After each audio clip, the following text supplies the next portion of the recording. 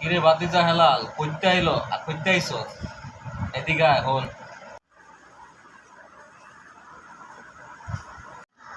শুনলাম পাশের বাড়ির তাজমহলের কাছে আমার কথা কি জানি বদনাম কইছস, আমি নাকি তোর বাপের সম্পত্তি মানে মাইপা বেশি লয়ে লইছি, এগুলা মানে বদনাম রটাইতে শুনলাম। এটা কি ভালো করতেছস? আমি কি তোর বাপের সম্পত্তি বেশি নিছি? তোরা দেখস নাই আমি কম নিছি না বেশি নিছি? না, আমি তো এসব কিছু কইছি না। তোমার কেডা কইছে এসব কথা? তাজুমরলি কইছে। তাজুমরলের কাছে কালকে সকালে আমার লয়ে যাইবি, সকালবেলা আমার ডাইকা ঘুম থেকে উঠাই লয়ে আমার তাজুমরলের কাছে যাইবি।